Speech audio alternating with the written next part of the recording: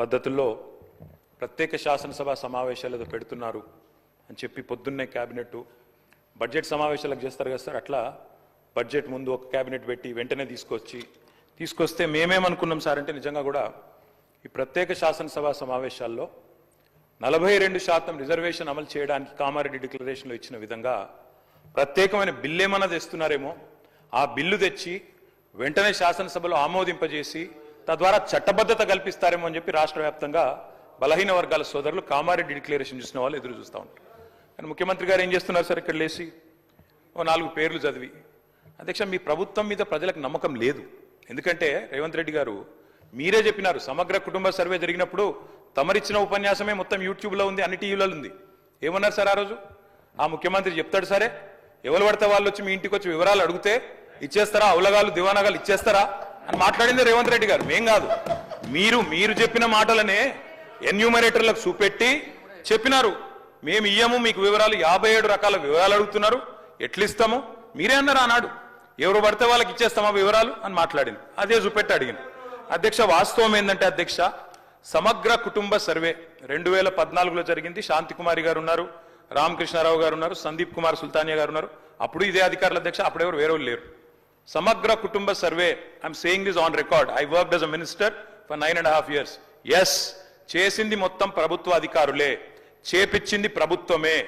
Yes, it is an official document. అందులో ఖచ్చితంగా మేము ఓపెన్ గా వెబ్సైట్ లోనే పెట్టినాం, అసెంబ్లీలో కాదు, చాటుమాటుకు కాదు, పారదర్శకంగా వెబ్సైట్ పెట్టాం. ఆ వెబ్సైట్ లోంచే పాయల్ శంకర్ గారు తీసుకున్నారు. ఏముంది అధ్యక్ష సమగ్ర, ఒక మాట మీ చేతిలో కూడా అదే ఉంది. ఏముంది అధ్యక్ష అందులో డేటా? తేడా ఏంటంటే కేసీఆర్ గారి ప్రభుత్వానికి కాంగ్రెస్ ప్రభుత్వానికి అధ్యక్ష, సమగ్ర కుటుంబ సర్వేలో పాల్గొన్న కుటుంబాల సంఖ్య 1,03,00,000 కుటుంబాల అధ్యక్ష, 1,03,95,000. మొత్తం పాల్గొన్న ప్రజలు 3,68,00,000. 3,68,00,000 జరిగింది ఒక్క రోజులో 24 గంటల్లో రాష్ట్ర వ్యాప్తంగా ప్రతి ఇంటిని ఎన్యూమరేట్ చేసి అత్యద్భుతంగా చేసినాం. మేము చేసిన తర్వాత ముఖ్యమంత్రి గారు నిజంగా ఎంత మిస్లీడింగ్ గా మాట్లాడుతున్నారంటే అధ్యక్ష, వారు అంటారు అధ్యక్ష ఇంతకు మించిన టాపిక్ లేదు అధ్యక్ష, వారు అడిగిన ప్రశ్న తప్పకుండా మా ప్రభుత్వం గతంలో చేసిన పని గురించి వారు అనుమానాలు తలెత్తే విధంగా ఏదైతే మాట్లాడినారో దాని గురించి చెప్పాలి అధ్యక్ష.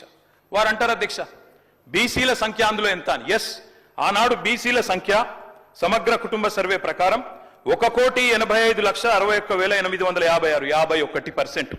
51% బీసీలు ప్లస్ అది కాకుండా ముస్లిం సామాజిక వర్గంలో ఉండే బీసీలను కూడా కలుపుకుంటే 10%. మొత్తం ఆనాడు సమగ్ర కుటుంబ సర్వే ప్రకారం రాష్ట్రంలో బీసీల సంఖ్య 61%.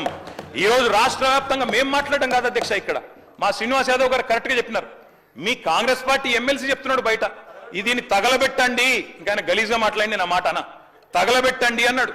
దీన్ని తగలబెట్టండి ఈ నివేదికను తప్పుల తడక అని కాంగ్రెస్ పార్టీ ఎమ్మెల్సీ చెప్తున్నాడు, మేం కాదు.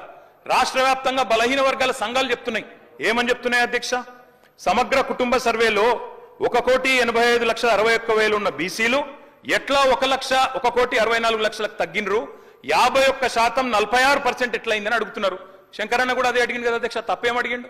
ఇక్కడ శంకరన్న ఒక్కడే అడుగుతున్నాడు అధ్యక్ష, బయట మీ కాంగ్రెస్ పార్టీ ఎమ్మెల్సీ మాట్లాడుతున్నాడు, మీరిచ్చిన స్టేట్మెంట్ ను మీరిచ్చిన నివేదికను తగలబెట్టమని చెప్పిండు అధ్యక్ష, మామూలు కాదు. ఇంకొక మాట అధ్యక్ష, మేము అనుకున్నాం అధ్యక్ష శాసనసభ సమావేశం ప్రత్యేకంగా పెడితే ఇలా ఏం చెప్పిండ్రు మీరు కొత్తగా? మీరు చెప్పింది ఈరోజు చెప్పింది మొన్న ఉత్తమ్ కుమార్ రెడ్డి బయట ప్రెస్లే చెప్పిండ్రు. ఆయన ఉత్తమ్ కుమార్ రెడ్డి గారు సబ్ కమిటీ చైర్మన్ గా ప్రెస్ మీట్ లో ఇలా మీరు చెప్పిన లెక్కలని మొన్ననే చెప్పిండ్రు.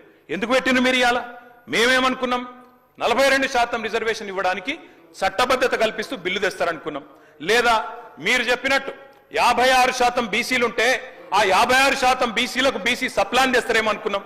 ఏమీ లేకుండా ఇలా వచ్చి ఒక స్టేట్మెంట్ ఇక్కడ పెట్టి ఏదో సాధించిన చరిత్ర అంటే అధ్యక్ష 5% బీసీ జనాభా. అధ్యక్ష గౌరవ సభ్యులు